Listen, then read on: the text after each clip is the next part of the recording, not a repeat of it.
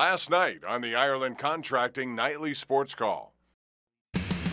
Right now, Pittsburgh's best sports show is about to begin. Call us or tweet us. We've got things to talk about on the Ireland Contracting Nightly Sports Call. Good evening, everyone, and welcome inside the Fan Cave. Bob Pompeani, Andrew Fillipponi at your service tonight. This is the Ireland Contracting Nightly Sports Call. You call us at 412-575-2600, and we'll put you on the air talking Pittsburgh sports.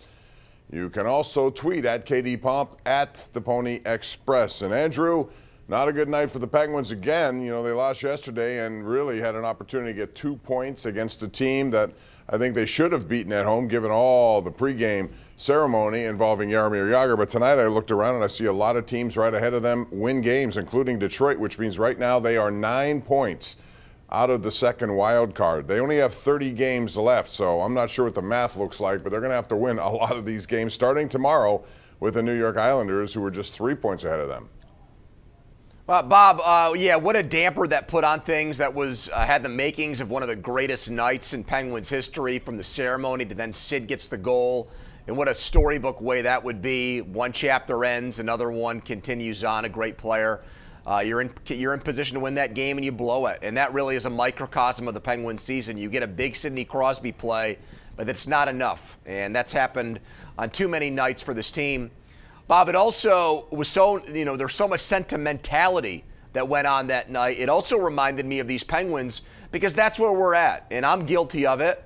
I'm a sentimental guy. I'll see a commercial and cry. It doesn't take much for me too. To get emotional. That ceremony made me cry, but that's how we are as fans. We didn't want them to get rid of Malkin. We didn't want them to get rid of Letang. We don't want them to fire Mike Sullivan. And a lot of fans don't want them to move on from Jake Gensel. So you reap what you sow.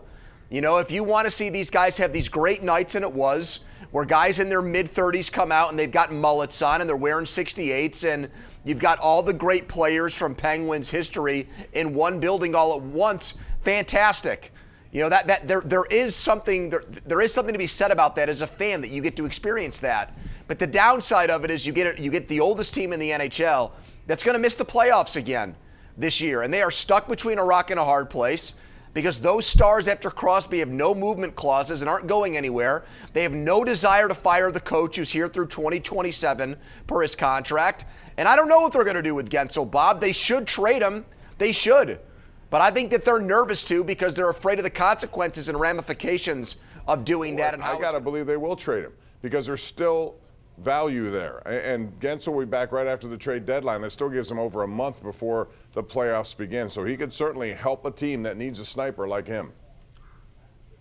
Yeah, I think there's going to be demand for him. I think a team is okay with the medical report, knowing that the guy will be back probably at the latest in mid to late March, and the playoffs don't start until late April. And some teams that have salary cap problems might even prefer that he's on the injured reserve so they can keep his cap hit down on their team. We've seen the Lightning manipulate that before with Nikita Kucherov before the playoffs, which still kind of sticks in my craw. But, Bob, he doesn't have a lot of cards to play, Dubas, other than Gensel.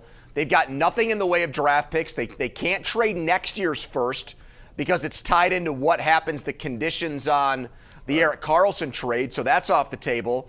They don't have this year's third. All they're down to is this year's second-round pick if they are to trade for a player to help them now, which I would say that would be a really stupid decision based on where they are to the standings and the number of teams they have to leapfrog to get themselves into the playoffs. Yeah, well, Kyle Dubas said a lot of his decision-making will come down to where they are when the trade deadline gets here. And right now it looks like he's going to have to make some, and it's going to be tricky for him in his first year as Penguin GM. Our GMC Sierra tweet of the night comes from the Pittsburgh Penguins. 68, 66, 87, 71. Four numbers that are iconic in hockey and the city of Pittsburgh.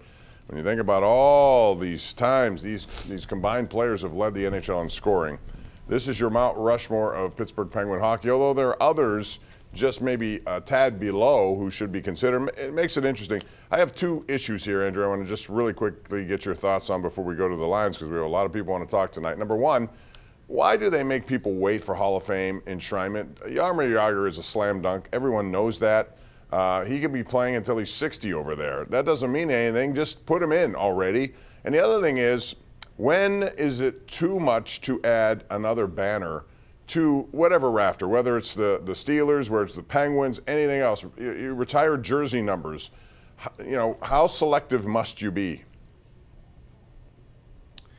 That's a good question. You know, I feel like as far as the Hall of Fame thing goes, because it's not an NHL Hall of Fame, they still count what the guy's doing professionally in other countries. So that's why, for me, Bob, to answer your question, the minute he retires, they should just put him in the next year. I mean, they moved up Marios. They didn't use the 5-year wait for him originally. I think the same thing happened with Gretzky. So the second he's done playing in the Czech Republic, the following year, let's get on with it. He's the second leading scorer in NHL history. Let's get him in. And then to the other point, yeah, I mean, there's questions about that. Like, when Sidney Crosby retires and is done in his early 40s, he should have his number retired a year or two later. Let's not make the guy wait 10 years for something like that. So that's how I look at it. But I get a little bit ticked off when guys who are not all-time greats get their numbers retired by teams. That kind of irks me. I'm not a big fan of that. Yeah, but the problem is who determines who's not an all-time great? There are players even in the Penguins who are not going to be on that banner-raising list, but to me are great members of this organization over the years. You can say the same about the Steelers. Joe and I had this conversation today on the Joe Show that Terry Bradshaw, why is it taking so long for him? He's got 4 Super Bowl championships. Why hasn't? Whatever the reason. Now, you could have different layers, and I think the Steelers are smart that they have a Hall of Honor below the jersey celebrate, whatever. You could do things like that. But in the Penguin situation, they don't have that right now. They just have three numbers up there, and that's it. Yeah, and the Pirates have a Hall of Fame now, too, so that's kind of the middle ground there, which, by the way, Bonds is still not in that Hall of Fame. And he should be. Which is very strange, given some of the players that have already gotten voted in, including a guy named Eagle Eye Beckley, who played in the 1800s, Bob. Yeah, hey, it's time. They should do it. Whatever the case, time's supposed to erase some of these wounds, and we'll see if it happens. All right, let's go to the lines. Number 1 Cochrane, Go One Better caller of the night is going to be Frank in Moon Township, our first caller. Hey, Frank, go ahead. Hey, Bob, and hey, Tony. How are you guys doing? Hey, guys, give me a few seconds. I watched 3 games today, hockey games on today. There were 10 total games on. 9 of the games were over the over and under. I watched kids playing today that were 21 years old, 22 years old, 7th round picks, 6th round picks, unrestricted free agents. Is our scouting program that bad for this team that we can't find guys late in rounds to play these games? Thank you. Yeah, well, it's hard in the NHL. You can pick your poison. There are a lot of guys who've overcome the odds, there's no question, but the Penguins largely have given away a lot of their high-end picks to try to win. And at the time, everyone was fine with that, and I was too. I knew that there would come a time when you got to pay your bills, and that time could be quickly approaching. But to his point about these games, now, if you watched, Casey DeSmith got absolutely skewered in the 3rd period today. Minnesota got 7 goals. They got 6 in 5 minutes and 45 seconds, which is the fastest in the NHL in 25 years. There were a lot of goals scored, and the Penguins, of all the things, Andrew, to say about them is that they are challenged to score. I never thought that would be something that we talk about at the end of the season if they're out of the playoffs and we do an autopsy of their season. Well, they really were banking on their power play with Karlsson coming over, and then their top 2 scoring lines. And the Sid line has been terrific. The second line has been a disaster, and that's the problem. Raquel and Riley Smith specifically have been way, way, way worse than I ever expected, especially Riley Smith, who doesn't even have an injury excuse for the way that he's fallen off a cliff. He had 26 goals last year in Vegas. He looks like he's shot. Good job by Vegas to dump him when they did and sign the guy they brought over, Barbashev, from St. Louis instead of him. And Raquel, Bob, yeah, he had the goal the other night against Chicago, one of the worst teams in the NHL. But outside of that, man, he has had a horrible year. That's a bad, bad contract.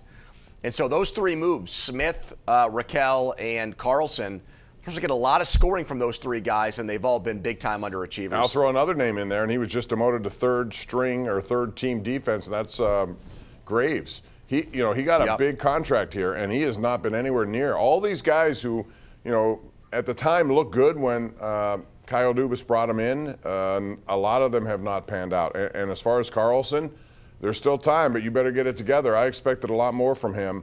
And I just haven't seen it on a regular basis. But as far as Malkin is concerned, you mentioned the second line, 2 goals in 18 games.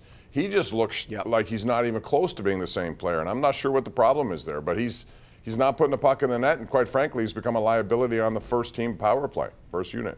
Yeah, he's been demoted off of it at times too, Bob. Graves, the Devils couldn't wait to get rid of the guy, and that was a warning sign for me. That was a red flag.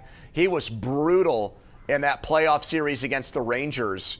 He got demoted in that series and really never got back into the lineup, and the Penguins still gave him that big lucrative deal. He's a big guy. He does not play to his size whatsoever. He does not play as big as he is, and he's not really a good offensive player either. So I'm not really sure what they thought they were getting in him, Bob, to be honest with you. I'm surprised. I thought it'd be much better than this. Let's go to Travis in the South Hills. Joins us right now on the Ireland Contracting Nightly Sports Call. Travis. Hey, guys. Thanks for taking my call. So I was looking at their schedule, previous games. It looks like there's 10 games they've lost by 1 goal and another 9 they've lost in overtime. So it just shows that they just can't get over that hump in terms of on the power play like you talked. I mean, they're not shooting the puck, and they can shoot it, so I don't know why they're doing that. But yeah, Yager actually summed it up real nice in the broadcast booth. He said they respect each other too much. It's simple. And that's pretty much true. They're trying to make everyone, make the perfect pass, take the perfect shot. Quite frankly, Crosby's shot, which was the earning goal yesterday, was a perfect shot. Most of the time, those are not going to go in. You got to do something beyond that in order to get a power play goal. And if you don't do it, you're not going to. What do they do now? Gensel's been their guy in front of the net. Carter, I've been saying, should get more of an opportunity there, Pony. What would you do in terms of creating some sort of disturbance for the goaltender? Well, Bob, I laughed at you when you mentioned that early in the season, but why not at this point? I mean, Carter does have the size, the build to be that type of player. Guerin was late in his career with the Penguins. I don't know why you wouldn't at least throw that against the wall and see if it sticks. It's really a shame. I agree with Yager, too. I honestly think it comes from the fact that this team in its core has won so many Stanley Cups. There's just not the same sense of urgency. They're very accomplished. Their legacies are set here. And I don't know, Bob. It's like they want to win. These guys are winners. I'm not saying their effort isn't there, but they don't want to break any eggs to make the omelet. Do you know what I mean? It's just like seriously. Don't you get that impression? I know what you're saying. I actually thought the reverse of that was going to happen. I thought they all kind of took discounts, wanted to hang around for one more chance at a ring. They didn't have any financial needs whatsoever. They came back because they wanted to put one final championship potentially. And they still may be able to do that. I don't know. But this was a year I thought I would expect them to get into the playoffs and at least go a couple of rounds. I thought the same thing. I liked him on paper a lot. I thought Karlsson, you bring in a 100-point defenseman, and that guy replaces what's his name? The guy whose dad, Petrie, Jeff Petrie. Petrie, yeah, that he moved swap. on. That's a huge bonus from that guy to a Norris Trophy winner. I thought that was going to be the catalyst for big things. They barely missed the playoffs. I thought adding that type of player to this team was going to make them a lock to make the playoffs unless they suffered catastrophic injuries. And guess what, Bob? Up until this Guentzel thing, they really haven't. I mean, guys have missed games, don't get me wrong. But it's not like they've been beset by terrible injuries, and that's derailed the season. Real quick, let's go to Matt and Butler, who joins us right now. Matt, what's going on? Hey, the Kyle Dubas moves haven't worked out. And as far as this season goes and the last couple, you keep talking about this window and could they still make it. This season's out of the question. Trade Guentzel and start rebuilding. It'd be best if they lose out so that the rebuild really starts, because this is bad hockey. They're not going to score games winning 1-0. We talked early in the season they might win games 6-5. They couldn't score 6 goals in 3 games. Yeah, it's very frustrating for sure. We got to take a break on that note. Andrew, come back. Go ahead, real quick. No, I was going to say it's interesting. We thought they'd have no first-round picks next summer. There could be a scenario where they have 2. The one they get for Guentzel, and if that pick is in the top 10 in the lottery, they keep it, and the Sharks don't get their pick until next year. Yeah, but I was looking at some of the names. I don't know how many are going to be people who could actually help them in the next 2 years or so, regardless of who they pick. It's not like it's loaded or you have generational players. You have good players, but they're going to be not ready to play here. And that's one of the problems. They don't have a lot in their system. They need guys to come up and play and play well, and they just haven't been able to do it. Pony, tomorrow, Pitt, Wake Forest. They have 2 big games coming up, quad 1 games, both on the road. They've already beaten Duke and Virginia. This is curious what they're doing. If they should win these games, I think they're a lock to get in, and Hinson's been on fire. But how long could this red-hot shooting continue to carry them? Yeah, I still think there's another level for them to get to because they still have not gotten a big season from Federico, who was so good last year. If that guy figures it out, the light bulb goes on, then they can become even more dangerous. That's Hinson's personality, though, as a player. He gets scorching hot, and then he gets Arctic cold, and so you got to be worried about that. But yeah, Bob, huge game. Wake Forest has not lost at home this season. They're 13-0, so a stiff test for Pitt. But Pitt went to Virginia where they hadn't lost 23 straight, and they ended up beating them. So they have a lot of confidence, and those guards are making things happen. And Pony, we're out of time. Thanks as always. We'll see you again Thanks, tomorrow night. Bob. All right, that's going to do it. For Andrew Fillipponi, I'm Bob Pompeani. Thanks for joining us. We've got more coming up. Thank you for calling. If you got through, if you didn't, try again tomorrow. We'll try the best we can to get you on the Ireland Contracting Nightly Sports Call. Good night.